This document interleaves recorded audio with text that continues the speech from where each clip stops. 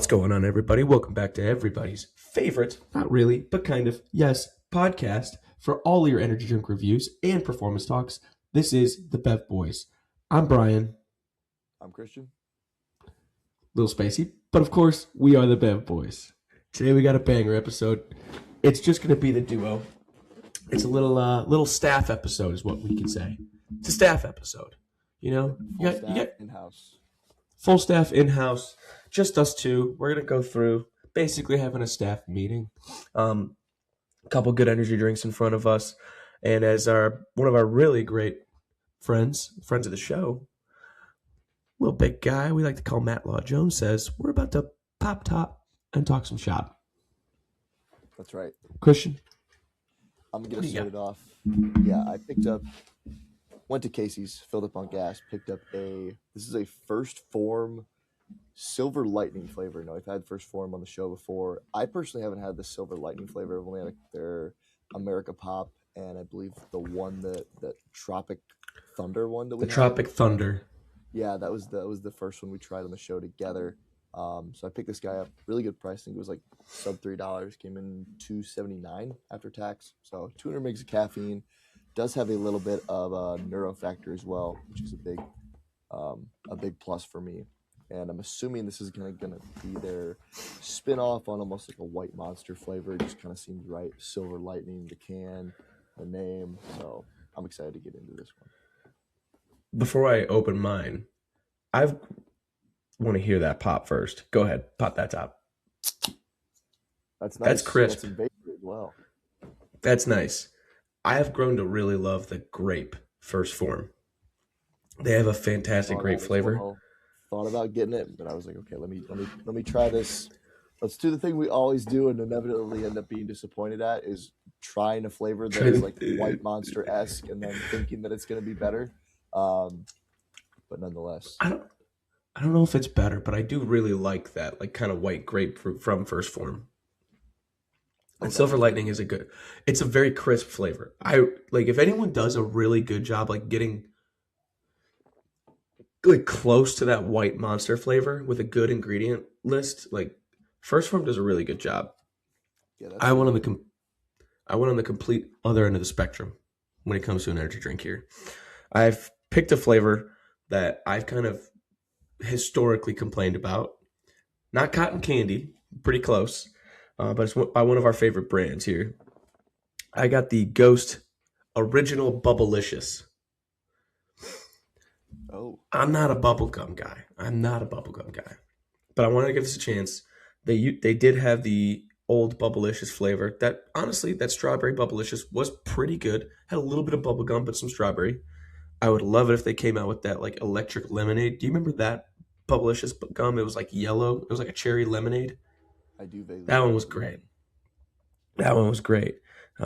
But the can does look sick. It's like a big splatter, like you popped the bubble.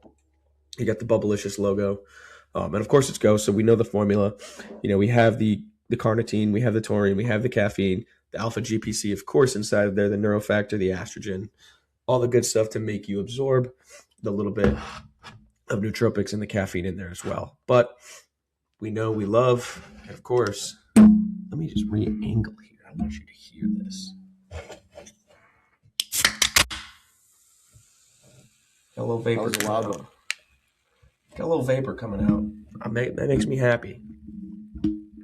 Of course, I believe First Form's like this too. Do they have any natural? Do they have any coloring in theirs? I don't think so. I think almost every energy drink that, like, in the performance space has kind of moved towards the clear, just the clear liquid. I think so too, and I'm hoping that you're going to see, not that this matters for us specifically, but just for athletes in general. A little bit more NSF. Exactly, yeah. I know C4 is NSF. That's really the big one that I know of. But I would expect you to see more brands getting that NSF certified label. I hope so. I would love to see. I'd love to see a lot more, just because it's so much. They're so widely used. And even if they don't have the ingredient, just having that little bit of third party certification does make things a little bit easier. I will say this. I don't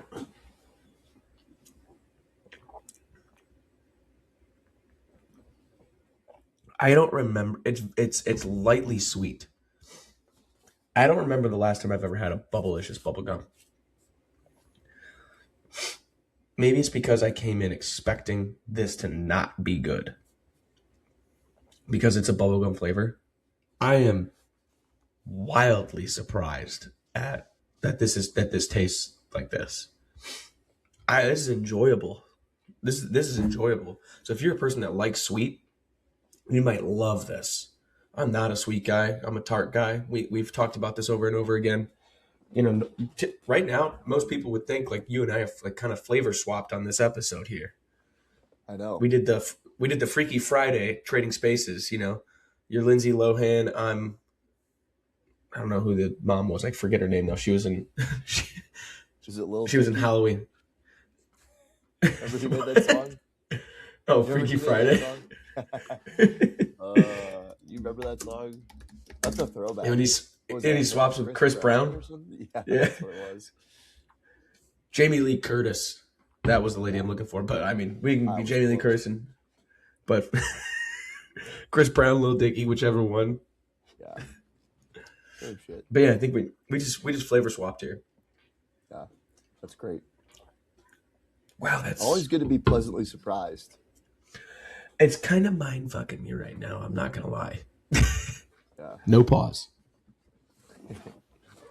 I'm blown away. It's good. It's always good to be pleasantly surprised. I was just talking about that yesterday. I feel like with really anything in life, like expectations and like contrasts between, what you expect and what actually happens is like is a big part of like Managing expectations. Yeah, really. Like I read a book not too long ago. If people are familiar with the book The Psychology of Money, it's a very popular like financial type of book by Morgan Housel. He has two other books that I actually really recommend. I've read, I think, all three of his books up to this point. Same as Always, or Same as Ever is his other one. And then the one I just finished reading was I think it's The Art of Spending Money. So more of a financial twist to that one as well. But basically a big premise of that book was like, with money especially, but really you can kind of extrapolate this to a lot of things in life, is contrast is the big thing that makes things enjoyable. Like the person that flies private jets, wears designer clothes, and eats 5-star meals like all the time doesn't value any of those things as much as you or I would value any one of them one time, like just because the contrast is so much starker for Mm-hmm. now it seems like I'm just calling us white trash, which in a way we are. But We know we know ourselves. yeah, that's right. But we're gonna appreciate that like a lot more. So Yeah. extrapolating that energy drink to a life aphorism, if you will. What's in the past, outside of our book club, which that episode is coming up, just so everyone's aware. Um, outside of our book club, what is like one of the better books that you've read in the past, say, just 2 months, 3 months? We'll give it 3 months because obviously that limited. If you say 2 months, that's going to be a pretty limited range on books. Right. I would honestly say that one by Morgan Housel, and I think I read his other book, Same as Ever. That one I read that one in the spring. That might be a little bit more than 2 months ago. But I would say that The Art of Spending Money is a really good one. I'm currently reading Nick's book, Director's Manual. That one's excellent. I'm about halfway through that. Those are really the two that come to mind most recently. What about you? The one that I just finished it, but I really, really enjoyed it. It's Matt Said, Rebel Ideas. I have, from that book kind of start to finish, that's incredible. For anyone who isn't familiar with Matt Said, just a little bit of a thought here is to kind of book. He uses a lot of military analogies to kind of paint a picture. Like literally the first 3 pages, he's talking about 9/11 and how, the old joke of like the Buffalo Bills head coach when he was like, well, they banded together and they accomplished this goal. But he kind of breaks it down in that format of it is pretty, from a objective point of view, it's kind of crazy that a rebel unit was able to essentially circumvent the CIA, the FBI, and all of these things to be able to accomplish this. Like, we have so many safeguards that in theory should have caught everything. And then he talks about the changes that were made because of that and people having these new ideas. But it brings up one of the topics that I had for us today. But there was also, he goes into the cognitive diversity, which is one of the ones I did want to talk about, and identity diversity. What's important to create that in a team to have those differentiating ideas. We talk about like the 10th man in the room, that kind of theory where we want to have that person kind of argumentative around the echo chamber. And then he does talk about echo chambers and like what's the issue with that.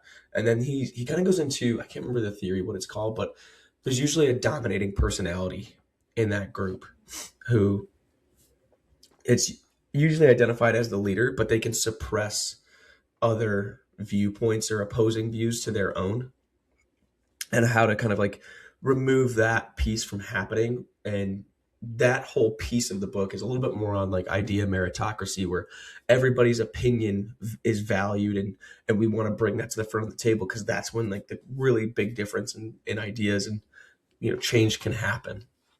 But if you only go along the lines of, well, this is the way we do it, there's no change, or there's no like bandwidth to expand off of, or that branch.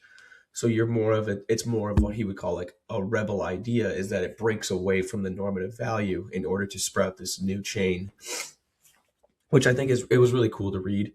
I don't know if you haven't had a book like this, it's going to be mind blowing.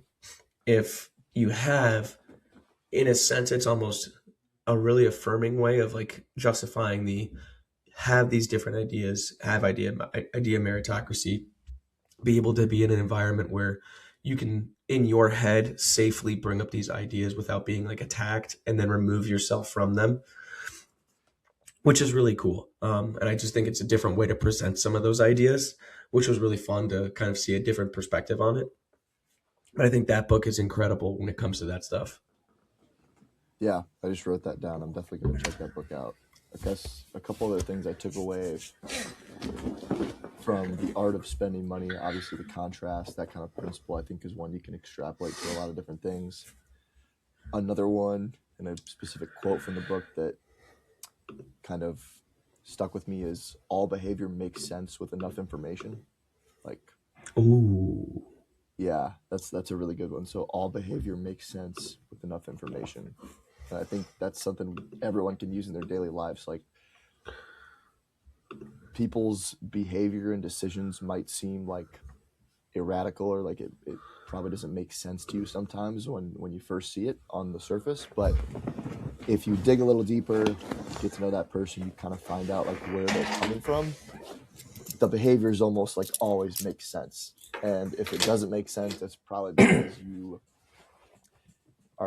it's probably more likely that you're having a tough time relating to them in their situation. Like maybe you're, say for example, like older people like to like rag on, younger people for like the things they do, because it's so different from what they did when they were growing up. And they're like, oh, like this, we're all doomed because these people are like, it's just AI and iPad kid and this and that, which, okay, maybe true to some extent, but it's probably more likely that they're just so far removed. Like those people are just so different.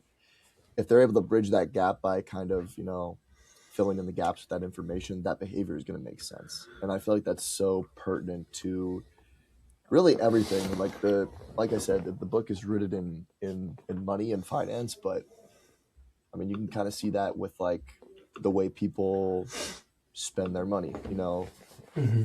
I like to spend my money in a different way than you like to spend your money. And like some people are really big on like, oh, I love to buy like really nice clothes, but I don't really care as much about this. Or oh, I like to drive a sick whip, but I don't really care about this. Or like, oh, I just like to be able to go out to eat because I don't like to cook and I like to try different restaurants. And it's just like to some person you'd be like, oh, like that's a waste of money. But if you know the person and fill in the gap with that secondary information, all that behavior kind of makes sense, which I thought was a those are like the two things that I kind of took away from that. Um, and then another thing that he talked about in the book was like you should try as many different like ways of like spending your money as you can. Like you should try spending money on this thing and see if it like It makes brings that like you, value to like that yeah. feeling. No, I don't want to say like makes you happy, but like some people like just get like a lot more out of spending money on certain things than other people. Like some people like to live pretty lean and then travel a lot. Some people like to, like I said, like wear nice clothes, but maybe they have like a average car. Some people like to have like a really nice. It's really just kind of dependent. And I do think there is like there's another book that I haven't read, but he references in the book. I think it's called "I'll Teach You to Be Rich," and basically the premise of that book is like one of the things the guy's really big on is like a like cut costs like mercilessly on things that you're like okay with, like you don't really care as much about, and then spend Like with double down. yeah, like so that you can spend more without thinking about it on the things that do kind of bring you value, whatever that is to you, um, if that makes sense. And then like the other thing is like you don't know, like some people don't know what that thing is until they try like spending it, or like you might think like, oh, everyone else is into this, you try that and it just doesn't do it for you, but you try this other thing that like you wouldn't have ever thought of before and it does, and that can contribute to kind of your happiness. Like this is kind of the thing he got at. Like obviously like money up to a certain point can increase quality of life and like well-being and stuff like that. Obviously research has shown like after a certain point, and that's probably a little bit different for everybody, but I think generally Yeah. lower than kind of a lot of people think, that kind of just I think tails it's like off and kind of flatlines. I think now it's like 92,000. It used to be like $70,000 Yeah, once you it's once you accumulate that kind of wealth. right, and Obviously it's with like inflation. still right. Yeah, it's like it's still less than 100,000. It's like people. I think It's pretty people. relatively low. Yeah, given like, and it depends on where you're living too. Like I mean, ninety Yeah. thousand in New York is a lot different than 90,000 in Iowa, Arkansas. obviously. Yeah, Arkansas. So it's all relative to where you're at as well. Okay. I guess like based off of that, I want to do a little bit of an exercise. I think this would be fun. What's like three things that you've previously spent money on that you were like, that was so worth it? And then three things that maybe you tried to spend your money on and you were like, I don't get this. I don't get it. For me, number one would be things that I've spent money on and like is pretty much always worth it is books for me. I love to read. Hmm. We're on the topic of books, but I do love to read. I think I'm big on education in the sense of like I mean, education in general, but like always continuing to learn, whether that's about like a topic that's related to your profession or anything else like outside of that. Um, and the thing too is like I have more books than I've read. Like I haven't read every single book Hmm. that I own, which if you're familiar with Nassim Taleb's work and like his whole Encierto series, Anti-Fragile is probably his most popular book, Anti-Fragile and the Black Swan. But he kind of has this like concept of the anti-library where it's like I have all these books, I haven't read all of them, but that gives me like the potential for new knowledge is greater Whenever he because I wants. yeah is greater because I haven't read all of them. Um, and I always just like unfortunately like I've been moving around a good amount, so I don't have all my books with me. But like, especially when I go home, like I just like looking at my bookshelf and just being like every time.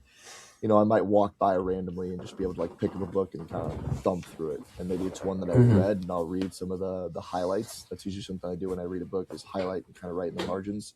Or maybe it's a book that I haven't read, or and it's like, oh, I might find this random page and stuff like that, or find an old textbook from when I was in college and kind of riff on that for a little bit. So books is a big one for me.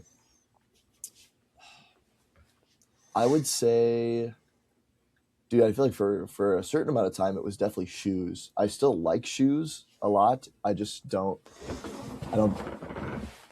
I don't feel quite as good about like justifying spending a ton of money on them. Usually I just have like a couple pairs of shoes that I wear pretty much all the time every day. But shoes was definitely that thing for me. I think one thing that's been more so, excuse me, in the recent years, I would say is like travel. Like I think I've always enjoyed travel, but like I would rather, not buy something more like material and have like a road trip, or like have a road trip and stuff like that. I think that's a big one. I'm trying to think if there's a third. I would say like going out to like restaurants and like trying new places specifically. I feel like I kind of Hmm. like I feel like I kind of got that one. Not that I never went out to eat before I met you, but I know like you're big on like, hey, like I like.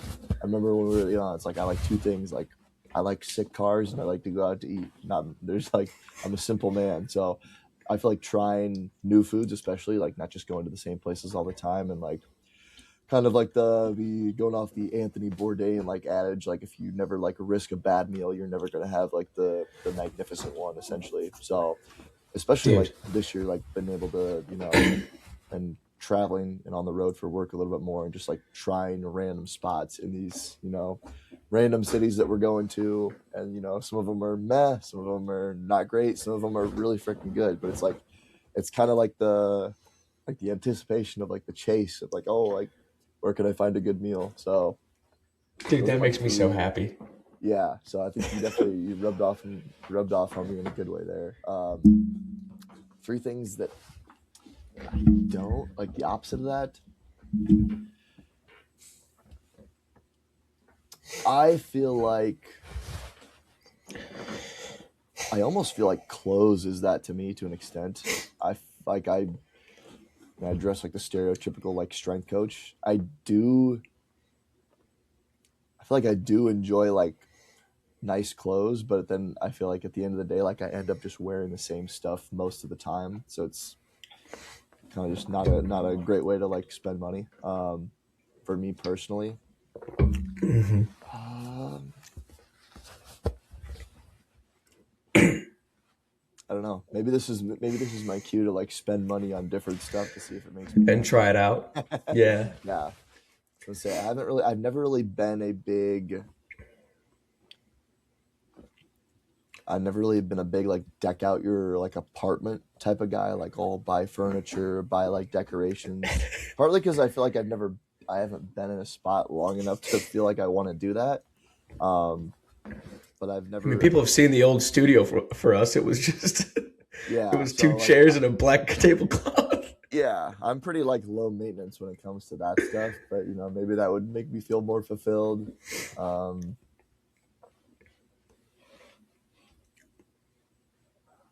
yeah, maybe that's my sign to experiment with Try spending it. money. Yeah. Catch me on next episode, dripped out in some jewelry and fancy Guy's clothes. got like Chanel sunglasses and Yeah, rings looking and like a Master jewelry. P. Lock, lock, chain. Shooter. Yep, that's right. What would those things be for you? Oh, that I like to spend money on. I mean, uh, anyone that's known me for 5 years knows that I've had probably 7 cars in 5 years. Um, I do enjoy cars. It's not like I'm buying, Porsches or anything like that yet, Yet, but um, but yeah, I mean, I like a good car. I think I'm gonna hang on to my current one for a long time. My truck, but you spend so much time in your vehicle for me, and I don't know if it was just shaped by having like driven so many vehicles growing up from working and having to drive for travel for work, but you quickly find out what you do and don't like by when you have to take a 17-hour road trip to go work, and then when you're done with a long day in like a physical labor, and then you have to drive back, you really figure out I can't do this in a vehicle that has this, or this thing makes it so much more enjoyable to do this. So just having spent that, like I drive to and from work every single day, even though one of my jobs is work from home. But I like having a nice car. It's something that does make me fulfilled in it. And I don't think it has anything to do with like anybody else. I like personally, like when I come out there and I can have that like either level of comfort or like for me, I personally, like my heart starts to race when you hear a good engine start up and you hear that like I love that. That's definitely one. I would say education. Um, I would, but here's the thing. I don't know if spending money on a formal education is that great, and I pirate the fuck out of all of my books. Get I'm into some literally vendors. yeah, I'm literally in a group chat where we just pirate books and throw them in a OneDrive. Yeah, um, I would definitely say food. yeah, feel Food that. is something I agree with. Like a food or like a drink experience. Like you said, like I want to try something new. I want to go out to eat and like that hang. That's like the best thing. Like when you great example is like when you, Gabe, and all of us were at Elon and we would go out to dinner and we're just like even if we eat the meal, I'm having a beer afterwards and we're just sitting there doing this for 3 hours. That's the best thing. I'll blow money on that. And I think I've said it 1,000 times when you guys were there. It was like, I would buy somebody a drink and they're like, oh, you don't have to. It's like, yeah, but if I can buy you a drink, that means I get an extra hour to hang. Yeah. Right. That makes me happy. Mhm. Um, I would say probably the last one's probably like I'm gonna say golf, but I don't know if it's golf is the thing that I love spending money on. But there's like I would almost frame it as like a broader general sense of like a really like a hobby that's an experience that like is both physical but very like mental.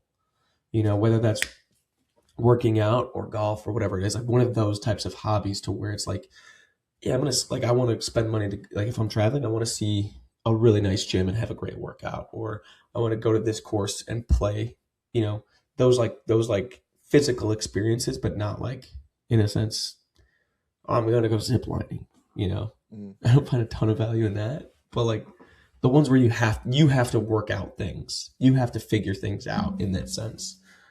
I love that. I think that's evidenced by my garage. That's all that is. Um, as far as things I don't like spending money on, shoes and clothes is a number one. I used to be a big sneakerhead, and when I got out of high school, I was just like, this is clutter, like and clothes. I just I'll buy like I mean my entire closet is all black, and I probably get rid of clothes every 4 months because I'm like this is too many clothes. I'm a very minimalist person when it comes to like things in my house. So like I don't like spending money on that. I think another one is like jewelry. I I've never. tried. I feel like I tried it too at one point because it was like because I saw a lot of other people doing it, and it was like, Yeah. especially in college, I feel like In no college one you really, buy like a gold chain. yeah, like no one really, That's yeah, no one ever really, yeah, no one really wore jewelry at my high school a whole lot, like guys, no. really, maybe a few guys, but then in It'd be college, like like an Apple Watch or something. yeah, like you see it a lot, and yeah, I just did not really like. I like feel like this looks stupid, and it's not bringing me any, and like, It doesn't bring me any joy. yeah, It it's gets like it's snagged on shit. yeah, and it's. I feel like it's the stuff's expensive too if you want to like you can buy like I bought like a cheap one, obviously, like of Yeah. wherever it was from, but like people are like, oh, like I want real gold. It's like, man, that's like thousands of dollars. For but like, and then all you're thinking is like, what if it breaks? Oh well, I'll just get another one. Well, proportionally to your income, that is a vastly large investment Hmm. on something that is so minimal. You know, that's the way I kind of look at it. Um, I don't know if I have a. I would say maybe like the third one that like I know another one that probably fits into that third category of things I love spending money on is I love like spending money on a tattoo, but it's also like an enduring experience, but there's a reward at the end of it. I think that's Yeah, kind so of you can what do it that is. forever. That's one of those things that I think that's kind of like the model of it. It's an enduring experience. There's a reward, right? You work out, very enduring, but there's a great reward at the end of it. Tattoo, like you got to sit there for you can sit there for 8, 10 hours, and then you have this beautiful piece of artwork on your body. Like I'm willing to spend money on that stuff. Um, I don't know. Ironically enough, I would say hats, but I don't buy any of my hats. They're all given to me. Nice. um, that I don't like spending money on. I don't like a ton of decorations. Maybe it's just like I'm a minimalist. Like I like black black wall and then the jersey. Like that's like the only thing hung on my wall in my entire house. Um, I don't love that stuff. I don't like a ton of small materialistic items. Like if Hmm. I would rather save up and do like one bigger thing, every 4 years and be like, that was a good one. You know, I feel like that's more fulfilling because again, it's almost like if you're just constantly swiping, maybe this is me. Do you know who Caleb Hammer is? Yeah, he uses the financial audits online. Is it that guy on Yeah, YouTube? yeah, yeah. His big personality, but like, I don't know if it's just from watching him a lot, but I don't love like $100 on this, $100 on this shirt. You went shopping and did this, and then you did this, and it's like, well, you have nothing really to show for it, and you have debt. I would rather be like, do the uncomfortable thing, and then there's this giant reward at the end that you get to have, like that delayed gratification, and like practicing that. I think that's so much more fulfilling when especially when it comes to money. Yeah, I agree. Like yeah, like I mean, we probably killed this topic, but I think that's the way to go. Yeah, I agree. Agreed. Oh, I also this is another thing. Like you have to buy food. Like I buy food, but I don't know if I just am. I have a hard time buying like organic food or like shopping at Oh, like a get out of my Whole face with that. Foods or like a Sprouts. I think is the other one that's like I Costco, just baby. yeah like I'm a like a Aldi. I'm an Aldi guy or a Walmart guy, and people will be like, oh, like it's and maybe I need to look into it a little bit more, but I'm like I just don't like Especially because that's a reoccurring purchase every week or every 2 weeks, right. whatever it Like is. maybe if there's a scenario where I feel like I have too much money, which is not now, maybe I'll think about it. I don't know. Maybe I need to try it. Maybe I need to try it for a month, and Yeah. then it'll drain my bank account, and I'll be like, okay, I was right. But I don't know. Maybe it'll make me feel a lot better. Yeah, I don't know. I'm not really on that either. Like, if I would rather, now there's other ways to get like really natural foods, Hmm. right? But if I'm buying like my beef or anything like that, I'm just gonna go to Costco. I get it, it's way cheaper. I buy it in bulk, freeze it, unfreeze it. But like, I'm not going to fucking Whole Foods and giving them $15 for like a pound of ground beef or whatever it is.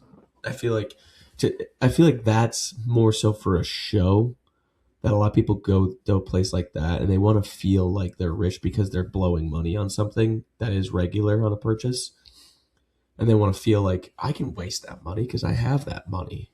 Much Hmm. less they truly find the value in the locally sourced ant farm built honey bee extracted, whatever. Hmm. Like the people that go there, like they usually, you don't see someone buy an entire bag of groceries at a Whole Foods. You know what I mean? Yeah, because it'd be $500.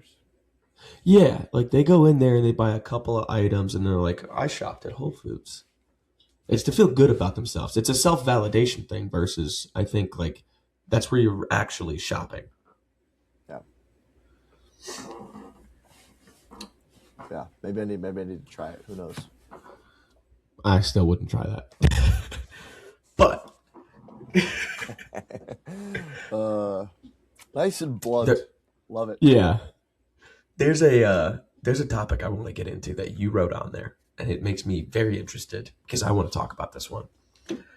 I want you to go in depth and in detail on T-shaped coaches and I-shaped coaches. I think this is great.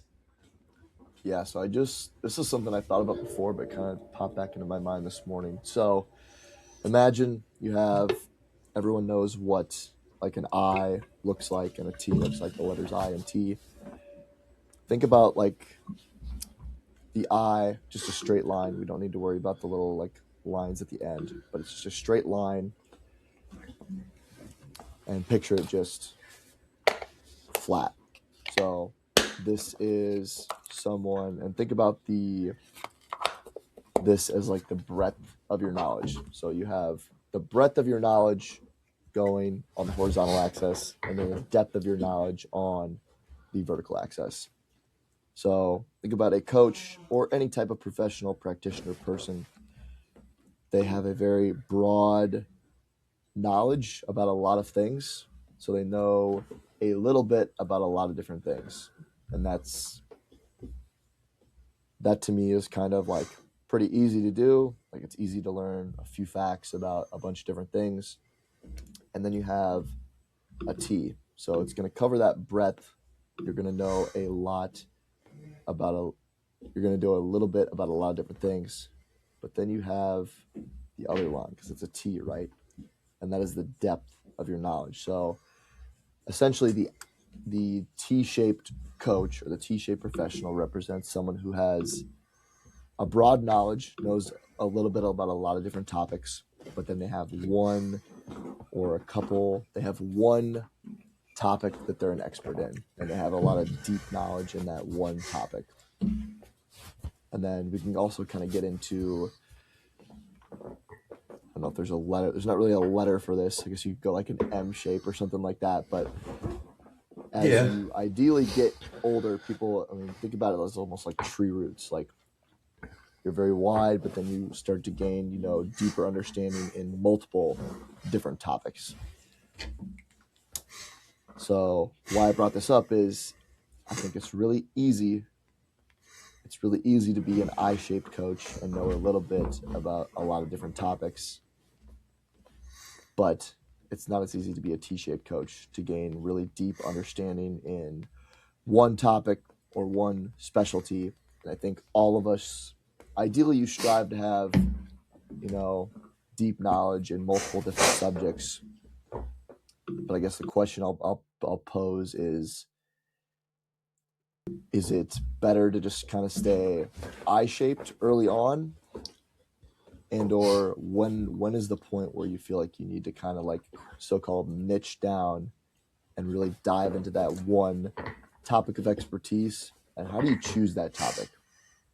Because I think it's pretty obvious that we all want to like have the broad knowledge base is good, but we can't just be broad in everything. We probably want to be more knowledgeable in certain areas, whether that's things that we're just drawn to or things that like, okay, I want to be this X position within my field. Okay, I need to learn more about this. What's the point where you should start to really like niche down? Is there a point where you should niche down? How do you pick that niche? I'm going to say something that's going to be potentially inflammatory. I don't think you should ever pick. I don't think you should ever pick on what you niche down on. I think as we all start, we are the I-shaped breadth of knowledge, right? And then as I believe the jobs you get and the jobs that require you to grow more here and here and here and here and here and here, that's what's going to dictate you needing more knowledge in those certain areas to prepare for that specific thing. Or, then you get through that, you get those branches or those roots of knowledge, and then as you see that other job, oh, I would love that job. That one's so cool. I think that's like the thing I want to do. Now, like inadvertently, you have picked that, right? And then you go, well, I need to learn more about that. And now you start to build that breadth of knowledge there, or that bandwidth of knowledge, whatever it may be. And that now maybe makes you a T shape, but you're also you have other areas because you've had to experience and had to grow in those other ones. I don't know if you should ever be a T shape. I think you Right. become an I and then you become a picket It'll look fence. kind of like that. So you Yes. got, hopefully you guys are watching on YouTube or Spotify. You got the I, got the T, and then I drew some shitty like tree root type of things. And then I got what I think Brian is describing here. So like the Yes. job, whatever environment you're in will kind of dictate the depth and the type of knowledge you garner over time. And essentially it's just like specific adaptations knowledge wise to your current To environment. impose demands.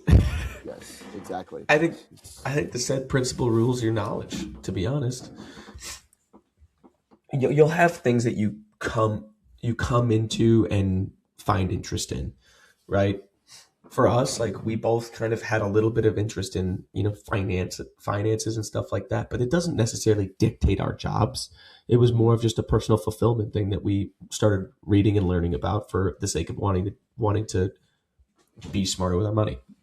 But when it comes to our careers, you know, I always liked the more alactic side and the power based and speed based things because I was that type of athlete. I played those type of positions in sports and I played those types of sports. So when I first got into it, because it was just so familiar, that was the breadth of knowledge I needed because that's where I was in the environment learning to coach and everything like that. Mhm. Which then I found a bigger niche and a bigger need to then continue to build that. And then as I got further down the line, maybe it was when I was working with the volleyball players, I was like, well, I needed more of the quote unquote overhead or throwing type of athletes and needed to understand more of that. And then as I got deeper, I needed to understand far more on the aerobic side and the oxidative system, not just the base level of this is what it is, this is how you can train it, but the more niche ins and outs of it and the intricacies of those things. But now I have a breadth of knowledge, a breadth of knowledge, and a breadth of knowledge, that kind of thing. So like that's what's helped me gain a lot because the necessities of I need to do a good job here, and I think a lot of it's dictated towards how much do you care? Because like if I gave you a sport that you've never worked with, right? Say I was like, hey, you're with a bowling team. And maybe some people would throw that to the side, and other people would go, "All right, great. I'm going to be the best bowling strength coach or performance coach in the country." Mhm. You're probably going to learn a lot more because you give a shit, and giving a shit is a good quality, in my opinion. It's not enough people give a shit. I don't think like there's things you should definitely just not care about. Like don't be bothered by things so much. But like if it's your job, your duty, your passion, your hobby, whatever it is, you should definitely give a fuck about that. Mhm. And if you do, you're going to be better at that. Because not even if it's like this isn't the sport I want to be in or whatever it is, if you care a lot and you do really well, you're more likely to find the next opportunity because they're looking for the quality a lot of the times of what you're doing, the underlying underpin quality, the intangible of I mean this person's just they're gonna learn, they're gonna grow, they're gonna develop. That slope of development doesn't ever flatline. They're gonna continue to grow. But it's like when you're like, "Oh, I got it. It's the complacency that keeps you at that eye or that like very small Mhm. low breadth of knowledge, but wide diversity of knowledge. Um, where you want the really wide diversity and a lot of breadth in each one, but that takes time. But I think that takes time because of experiences and just caring to then develop that basis in each of those areas. What do you think? Like, am I wrong on that? Like, I feel like I'm right, but I'm also like, I know that's gonna piss somebody off. Of like, I don't need to work in that and let that tell me I should be learning about something. But I've also No, seen enough of like, yeah, no, I think that's a really good take, to be honest with you, and I think that can explain a lot of why people, we can be so quick to judge like other coaches without like realizing that just like different environments necessitate different skills and different areas of knowledge specific to that environment, to the constraints of that environment, to what that demands. You can't be like, oh, like this guy's he's a bad coach because he doesn't know as much about X, Y, and Z subject as I am. But meanwhile, they have a completely different environment constraints. Now it's a different scenario, like you say, if they're just not giving a shit and they're not trying to continue to push the envelope with their own knowledge and continuing to try to strive and learn how to make things better. Because, like you said, once you say once you think you got it, like you're done, like you're cooked. Um, so I do like I obviously like most people are gonna have like innate, natural interests, and I think those are definitely worthwhile to pursue. Like that will kind of just like shape part of what you learn about, like you said, like it's kind of like finance for both of us, or like I really like learning about like old school bodybuilding stuff and like some of that. That's just kind of like a personal, like innate interest to me. And then there's stuff within my job that like I probably wouldn't have delved into had I taken a different job, and like you could probably say the same for yourself. So I think it's a really good proxy. Like this, like the said principle really does apply to coaches too.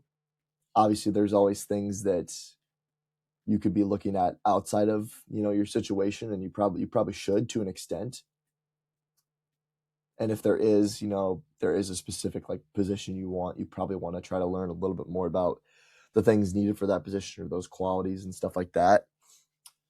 But I do think that the environment you're in, that will kind of dictate a lot of like where you develop those skills and what areas of knowledge you tend to kind of seek more from. So I think that is a really good analogy. So it's not, maybe it's not I shaped, it's not T shaped, it's kind of no shaped. Okay, like there is I no think really it, like shape. It's the shape will be dictated by you know your environment at the end of the I day. think so. I think Or so. innate And drive to learn. the innate drive to learn and the experiences you have, it's the same thing. We've said it before. Do you have 20 years of experience or 1 year of experience 20 times? Mm-hmm. I stole that one from Kier Wenham Flat, but the idea behind it is like at the end of the day, like when you're done, if you mapped out your knowledge, kind of like you just drew, it looks like a seismograph of Sacramento. Every couple of years, there's an earthquake, you know, and it grows in that, and maybe there's a 7.2 magnitude, and now you have this big, massive breadth of knowledge. But that I think that builds that, and I think a broader experience, and I think we talk about so much about learning from outside of your career field. Read things about finance like you do, or read things about business or about philosophy or agriculture or whatever it is, because you can steal lessons and apply them to your own. But everyone has, even just if you just isolate it to performance, they read performance books all the time. And there's a Mm-hmm. thousand different ways to program a 6x3. You know what I mean? Changing the density, changing the percentage, blah, blah, blah, blah, blah, blah, blah. But if you went out and maybe just talked to somebody outside the field and had a new experience, could you approach that problem a vastly different way and experience it a different way and coach it a different way? I think those things are just as important, and you become a more well-rounded individual. And you know, we talk about the Peter Principle, getting promoted to the highest level of incompetency. Don't you want to build that ceiling really high up, that like hopefully your level of incompetency is at the top, right? And then having some skin in the game still. But if you never have that broader experience, and your level of incompetency would be going from an assistant to an associate, well, then that's pretty sad, man. Like you got to keep Hmm. building that repertoire of weapons around you and knowledge. Right. And it's like definitely not to say that like you shouldn't read training books. Like I think it's still good to Yeah, like learn about a lot of that stuff. But even like a helpful thing you could do if you're like only reading like a very specific type of book or consuming a specific type of material. Like all right, read one training book, then read one self-help personal development book, and then read a book that's like can put like another random book in a different topic and kind of just like circle through those. That way you're yeah. getting like a little bit more like a variety, stuff like that. I think talking to people is important too. Like you don't have to only talk to the same type of coach, right? I think that's Or what kind of coaches at stinks. all. Yeah, I think that's what kind of stinks about conferences. A lot of times, you see football guys stay with football guys. You see basketball dudes stay with basketball dudes. You see Olympic pretty much stay with Olympic because that's who they know because they've met them, and they're a little scared of introducing themselves because they might get shut down or whatever, and that like fragility of like self comes to play. Or like if you go to like a sport specific conference like USTFCCA, a USATF conference, or if you go to like Summer Strong is pretty much football coaches and then like people who want to be football coaches. Um, and then like CSCCA, like at least at like a CSCCA or a NatCon, like it's a pretty good mix depending on the year or time of year because who's in and who's out of currently training teams. But those kind of stink because it's like you're limited to who you interact with to specific pieces. Um, Right. and there's just not enough of the intermingling from different experiences to approach a problem a different way. And even to the same extent, like coaches at all, like I'm not saying you got to go out there and be like, I need to go meet a chef and I need to meet, a financial analyst and I need to meet an artist. But like being open to those, like the amount of times my girlfriend yells at me because like we'll be doing something and someone will start talking to me and I'm just like, okay, I'm going to talk to you. We were golfing one time and a dude stopped me. And this is just a random experience, but I feel like it's worth noting. About to go to the round, I'm hitting a couple practice putts, and older gentleman at the club, he starts talking to me, and he starts asking me about myself, and I just kind of talk to him, and come to find out, long story short, he's best friends with the owner, or best friends with the grandson of the owner of Sweet and Low, like the sweetener. He just Oh, knows okay. this kid because they played on a soccer team together way back in the day in uh, in England because he joined a club soccer team and then because they could get into the pub early and then came out and they got him on the actual soccer team for the university. Lo and behold, this guy's super interesting. And I just kind of learned a little bit about him. And for me, I was looking at that and I was like, I didn't learn, he didn't go, I'm going to teach you a lesson, but I was just like, this guy was so open to just being like, let's see what happens. This sounds fun. That he just walked himself into like a triage of experiences that no one else probably has, and he's learned so much. I was like, this is really interesting. And then we go play the round. We're sitting there having lunch, and he comes up and he starts talking to me again. And she's like, you gotta shut up, man. Like, let him go. And I'm like, no, this guy's interesting. You never know what could happen with stuff like that. But it's the same thing. My dad was the same way. We've been in a grocery store on a vacation, and he'll be reading a magazine. A guy will talk to him about the magazine that he's reading. He'll tell him about how he has a car, And then we immediately went out to the parking lot, and this guy gave my dad keys to his Ferrari and let him drive it around, or invited us on a boat, or we go out to. He was at a Longhorn Steakhouse talking to a guy when he was on a job. The guy brought us out to his oyster bar, that Black Diamond oyster bar shirt I always wear. My dad met this dude it was like a Longhorn, and the guy brought all of us out, and we ate probably $500 worth of oysters and drank and everything because he just met this guy and the guy liked him, and we didn't pay for a single dime. But those kinds of things of like being open to those experiences and be willing to have like we just learned, and he started telling us how he opened the business and the struggles and everything. It's like, well, that's just neat. You can learn from those experiences a ton. Right.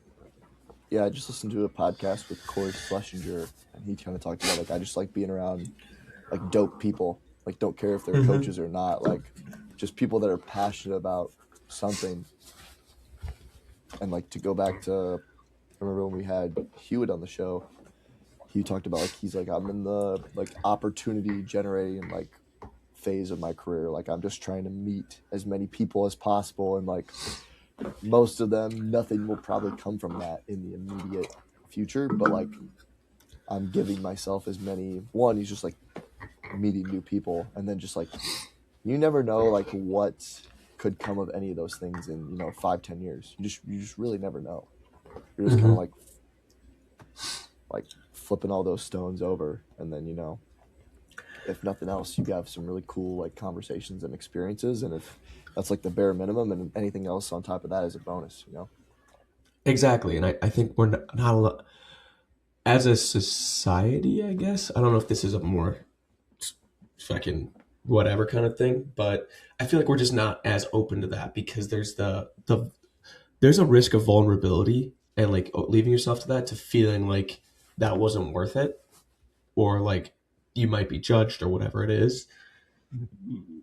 But he was a great example of being open to that experience and just seeing like, let's roll the dice, see what happens. If I waste 15 minutes, that's fine. I can move on and do something again. But he just kind of does it, and I'll tell you from firsthand experience, I've seen it work more often than not of him just listening to somebody and all of a sudden they're enthralled with him. And Mm-hmm. it's one of those things. I think there's not enough of that. That a genuine, and I think that's what makes really good people really good, is a genuine curiosity, maybe not just about the individuals themselves, but about the environment and the opportunity that is presenting itself in front of them, and the ability to see it in real time and just go, I'm gonna let this one ride. I want to see what happens. Mm-hmm. Yeah, You know? I agree. I agree. I think another. This isn't relate directly, but another quote that I think is just really good to share from that Corey Schlesinger podcast I just listened to is like something to the tune of like it's okay to not know the answer. It's not okay to not try to find out.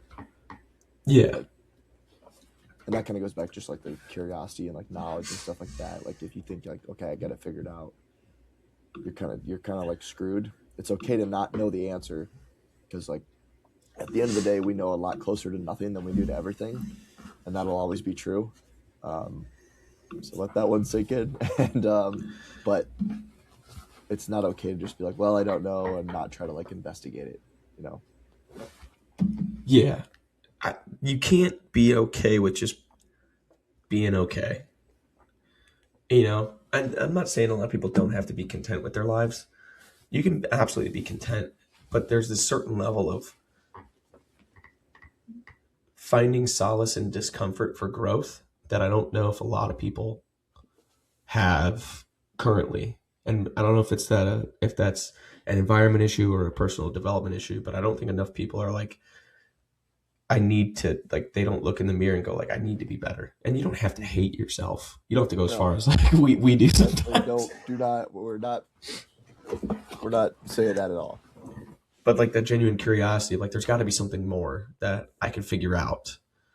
I think Yeah. there should be more of that. I think we'd be in a really good spot. I think it also lead to less issues if it was like if more people had a genuine curiosity.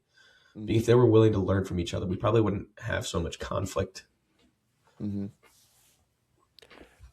Yeah, I think to your point, like the environment shapes So I think much. I think environment is huge, and like no one's gonna disagree with that. But I think it's even more like even a bigger factor than we give it credit for oftentimes, and you don't really.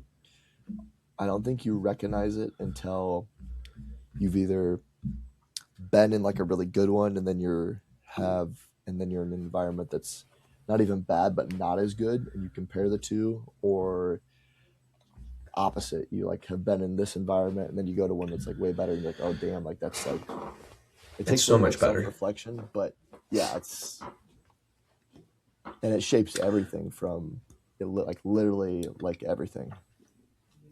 But that's also the same effect of like we talked about cognitive diversity, right? If you're in an environment where everybody only thinks like you and everything is it's one giant echo chamber of we do this and we do this and this is all we do and that's what we worry about, etc. There's no growth because there's no boundaries that are constantly being pushed. And I in my opinion we need that, whether it be just one person who's looking to break out of whatever the mold is or whatever it is. I That's when you'll have like the growth to move forward, which I think like a lot of good environments is, if I bring this back to like sports performance, like our staff at Elon, we're ruled by the principles of this is how we would like this is what we follow, not just how our methods are done or whatever, because our methods are all vastly different depending on the coach, but we all want to improve XYZ. We find value in these things, right? But if you sit there and you look at each individual person or each their coaching style, their programming, their personality, their what they do in their free times, all those things are vastly different. There's overlap of a lot of things, but no two people are going to be exactly the same, which I think is a good thing.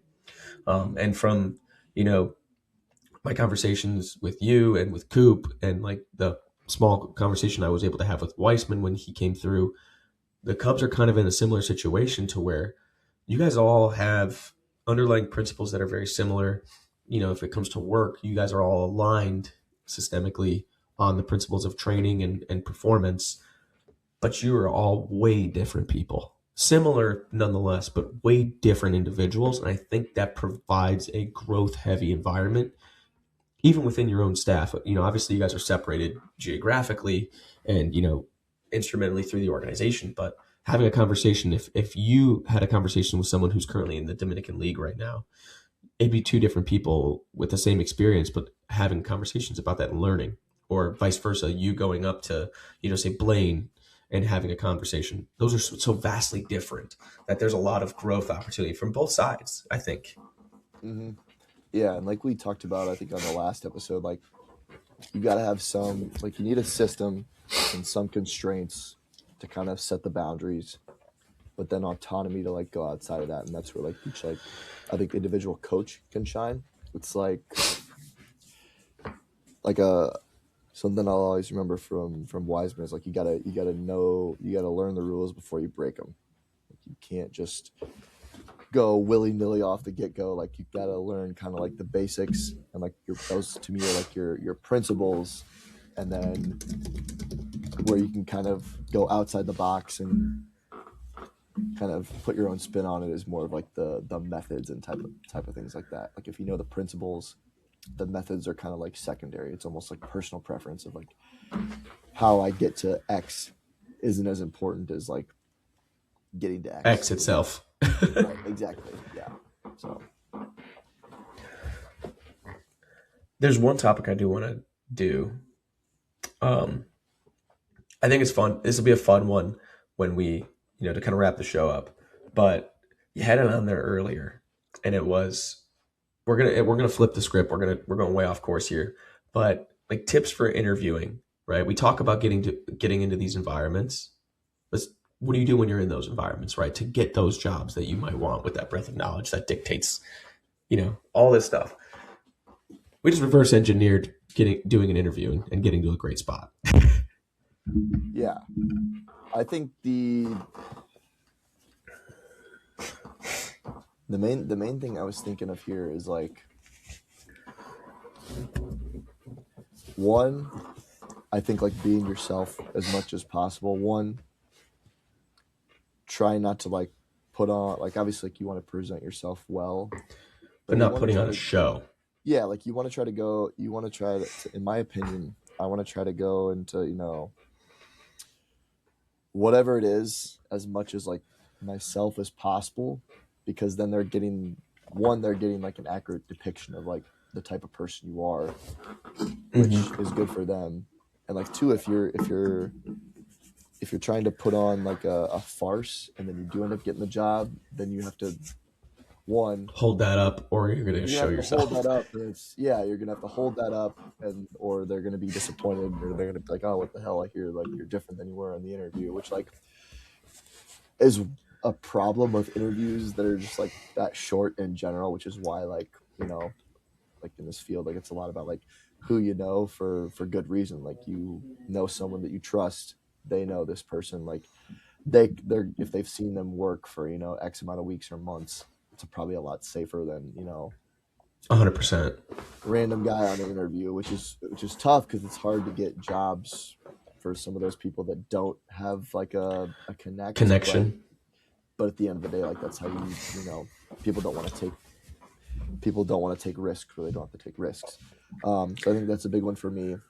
I think a big one is like having, obviously like people think about interviews, it's like, okay, you're getting questions asked to you, but having questions for them and like kind of like knowing what you're looking for in a job, and that will change as your career and life progresses. But I feel like you should have just as many like questions for them as they do for you. To be honest with you, I feel like it shows that you care, shows that you're interested, and then even if nothing else, like whether you get the job or not, whether you take the job or not, you at least can take something away and like learn something from that. Like, um, I think that's really important. One thing that the thing that made me think about this in the first place was when I was at Simpson. We did our like final project for our practicum 3 with Coach Schmitz was a mock interview, and for this mock interview we had to construct a coaching portfolio, print it out, laminated, put it in like a binder essentially. I think the coaching portfolio is like a big one that I think a lot of people are probably doing that a lot more now, but Yeah. I think everyone should do, and it's like something, and whatever you want to put within that coaching portfolio. Like I think we did like coaching philosophy, put a needs analysis in there, like an example of a needs analysis for a certain sport, example of a in-season program, an off-season program for a certain sport. Um, you might have something in there about nutrition, or you might have something in there about like if you have experience with GPS and sports science, you might do some stuff with that. Um, if you're interviewing for like a director role, I know I'm stealing this from Nick's books. Shout out for Nick. Shout out to Nick. The book is really good. Like if you're interviewing for like a leadership role, like a 14 and 30-day plan of like, okay, if I get this job, this is what I'm doing. Like that shows you're a lot more prepared. And I think it's just something too you don't have to be looking for a job to continue to reiterate that portfolio, because it's over time, like your philosophy on training can and will change, and your programming style can and will change, and like you're going to learn more as time goes on, and you can find different things to put in there. um I think Gabe does a really good job of this. Like his was very, very extensive. I remember when he was at Elon, it's like it wasn't even necessarily like, oh, I have an interview lined up. It's like, okay, I want to be ready for when that day does come. And I feel like he did. I feel like his was like really good, and like even like very like detailed, like changing every single color on every single page to fit the school he was gonna interview for, and he would do that every single time. So that was the big thing that I kind of thought of when I thought about like interview tips, but like making sure that you ask, getting as much background information on the people you're going to be interviewing with as possible, knowing where they were at before, so you can ask more specific questions. I think that just like shows that you're you know talk about giving a shit. Like that's an easy way to show people that you give a shit. um, Following up afterwards, hey, thanks for the interview. Really appreciate you taking the time. Hope to keep in touch. Um, is there anything else you would add to that? I know I'm missing stuff. Yeah. I'm going to say this as someone who has interviewed a bunch and has interviewed a lot of people over my time. Um, I think I'm definitely into the triple digits of how many people I've personally interviewed. I think the most you can make it feel like a conversation and less of them just asking you questions when you giving an answer. That for me, that has felt like those are the candidates that typically make it to the next level of that process, whether it's a three-step interview or a phone call into and on campus or whatever it is. When you're sitting there and it's a back and forth and they ask you a question, you start to give an answer that prompts something, and you ask them a question and you guys are talking. Most of the time, two things are then shown. One, a genuine interest in the people and the organization and not just getting a job. Number two, it's a lot easier to speak to them. And for me, I look at that and it's like, okay, this person is easy to talk to. So when there is an issue, potentially whatever it is, I can approach that a lot easier versus like it's gonna be met with adversity. And I think that's what I look for, like when I'm interviewing people for like team members. Um, I think that's big because inevitably you're going to run into an issue. No one's perfect. It's how can you have those conversations and how easy can that be to correct a problem and move forward or correct an issue, whether it be objective or personal or whatever.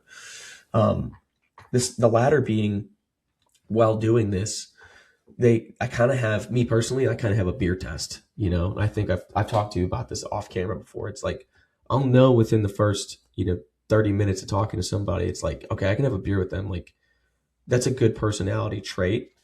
But if they're too much of a stiff, like we can always teach somebody a skill set. Are you a good enough person to where the intangibles can shine through, right? And then it's not to say like just be a human Labrador and be nice and everything's going to work out. You definitely still need the skill sets. Um, Hmm.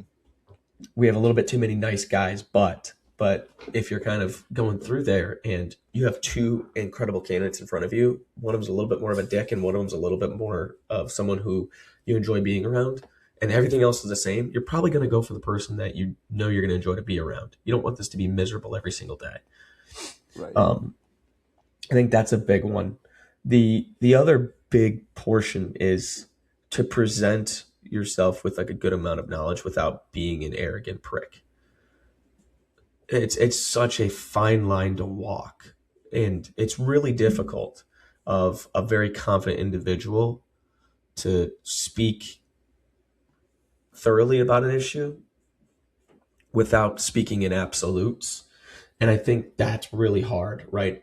The one slip up can be a mistake. And I think um, when you're kind of getting to that point, being able to take those pauses and ask those questions, like you said, like being curious and asking as many questions as you're answering, that will show a level of intelligence of thinking past that like surface level to then show that you can withstand whatever it is that they're trying to get you to do, without just being like, oh yeah, I can figure everything out, it's all good.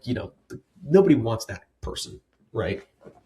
Because what happens when they don't figure it out and they never ask that question and they come to you like, why don't we have this? It's like, well, we kind of showed you everything, like you didn't ask about it then. Hmm. And then finally, oh, go ahead. Nope. You finish. I just got a Okay. little one liner at the end. I was going to say my last point is like doing research on the people who are interviewing you. I think that's super important. I'm not saying someone's got to go look up my bio, right? But it They is probably it is should. helpful. But to an extent, like especially in sports performance, like if someone's probably going to apply for a job at Elon, right? It's good to know who the staff members are. So when you meet them, you're able to just, in a sense, and it sounds corny, but establish a connection with them. Oh, Nick, nice to meet you. Like I read your book, I've seen some of your work, whatever it is. Or, they meet Evan. And I know you were previously at Marshall, right? I think I saw that before. Like even something as small as that, it can break down a barrier immediately to where they're like, oh, like so they're familiar with me. Okay, why should I should be familiar with them? They'll do that. They kind of it pulls that in, but it's also less of like a, and who are you? You know, you don't want that. You know, if and most of the time, a lot of times they'll give you like an itinerary. If of when you're doing it on campus, it's like, hey, you're meeting with so and so. You're gonna have lunch with X, and you're gonna meet with this person ever, and especially when you're gonna talk to a sport coach, they Mhm. they love that. They love that they would be known. You know, that eat that shit up. So I think it's important to do a little bit of background research as soon as you have the availability to, you know, of like kind of understanding who it is you're talking with and who it is you're going to be talking about. 20 minutes. Get yourself a baseline of information to operate off of, which makes things a little bit more comfortable. You'll also be in less of a fucking fight or flight when they ask you a question because you'll have a little bit of something to rely on. Yeah, I agree 100%.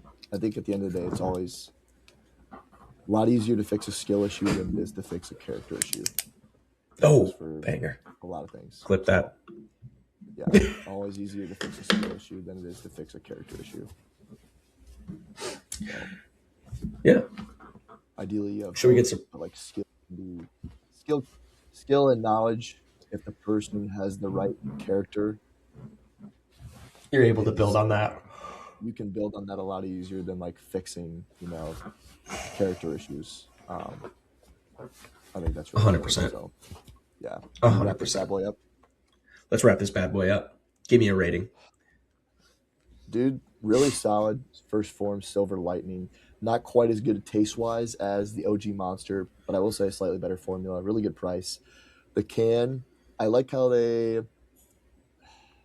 To be honest, I feel like the first form cans are decent. Um, what's up? The first form cans are decent. They do have a little bit of a kind of like the rain cans have a little bit of texture to them, and I do like how they kind of like theme it by the flavor. So overall, I'm gonna have to go. Given the formula, really good price too. I'm gonna have to go 8.1 on this one. Really solid. Probably my favorite first form flavor I've tried so far. Need to try the grape though. That's incredible. That's a great rating. Bubblicious. Not a bubblegum guy. This flavor kind of wowed me a little bit. I'm not going to say it's my favorite flavor because it's not my favorite flavor. I do love the can. I think it looks sick. Tastes very good. It's the original bubblegum, but like not insanely sweet and crazy like you would think. But I think it could be a really great drink. I'm going to go 7.1. That's a solid score. That's solid. People don't understand that a 7 is good. You want to be at least in the sevens, right? Yeah. If one of your worst flavors is a 7.1, you're in a good spot. Yeah, that's damn good. It's damn good. Yeah. Yeah. Well, as always, folks, really appreciate you tuning into the show. Appreciate the support, whether it's on YouTube, Spotify, or Apple Podcast. BevBoys.tv on Instagram for clips of our podcast, past, future, present. Our personal accounts are always associated with those posts. If you want to check out any training footage, stuff we have going on there, BevBoys.com if you want to help support the boys, t-shirt, merch, stuff like that. And we will see you guys in the next episode. Peace. Peace.